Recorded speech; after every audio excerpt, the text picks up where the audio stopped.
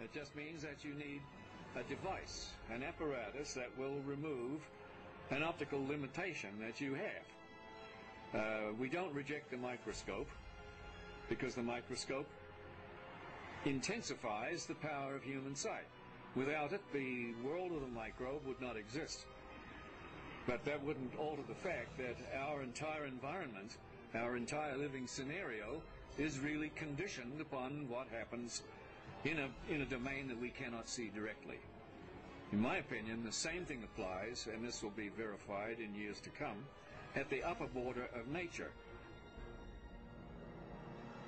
But I realized at this point that it's very secret, that it was kept secret, because I asked him, what are you going to do with this piece of information? And he said, we always airbrush these out before we sell them to the public. So they're pesky little creatures appearing on this photograph they wanted to get rid of. This is a fact of the matter. We were really not sure after John flew whether or not there were critters, living critters, out there somewhere. Critters that were captured by NASA on that mission STS-75 in 1996.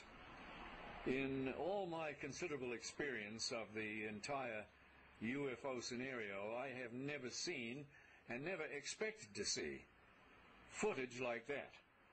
And least of all did I expect to see it on film that, or tape that had been exposed by the government in a NASA mission. The shuttle Columbia in this mission was equipped with a very sophisticated and expensive ultraviolet camera. It was sensitive to the near ultraviolet. And when they were up at 300 miles above the atmosphere, they launched from the Columbia a small satellite with a tether. Not long after it was launched from the Columbia, the tether broke. We'll record steadily the whole break and coil back to the tether. Copy, Claude. We go. Again, this is a view of the satellite. Well, if it had to break, it did it in the right place. And you see on this astonishing film, you see the satellite go drifting far astern of this orbiting Columbia. The tether, which is 12 miles long, straightens out into a long white line, which you can see as plainly as could be. Columbia and the satellite now 77 nautical miles apart. Now, while this is all going on, a whole covey of UFOs, perhaps 3 dozen of them, manifest to this ultraviolet camera, and they begin moving around, circulating, looking for all the world like something in an aquarium tank. The satellite, again, just moving into sunrise. Now, Houston, of course, down on the ground, is getting this feed from the Columbia, and they ask the astronauts in the shuttle, what can they see? What is it they can see? Guys getting the image? Franklin, we see a long line, a couple of star-like things, and a lot of things swimming in the foreground. Can you describe what you're seeing? Well, the long line is a tether, and there's a little bit of debris that kind of flies with us.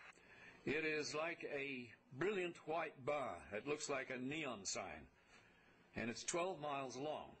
Now, what this does is give you a sort of cosmic ruler by which you can get an idea and an estimate of the diameter of the UFOs that are flitting around down there. Now, when you see them go behind the tether, that means that you can use that tether like a ruler to measure their diameter. And those things that are down there going behind the tether are between 2 and 3 nautical miles in diameter. One of the things you see over and over again is you see UFOs materialize into the ultraviolet while you watch. You see them come from out of nowhere to the point where they are returning a response to the camera. You also see them dematerialize while you have them under observation. There's 2 of the central things that have gone on with UFOs since day one. materialization and dematerialization. It's going on in this film, 300 miles above the Earth, photographed by your government with your astronauts superintending the whole thing. Completely unzoomed, and you see the full extent of the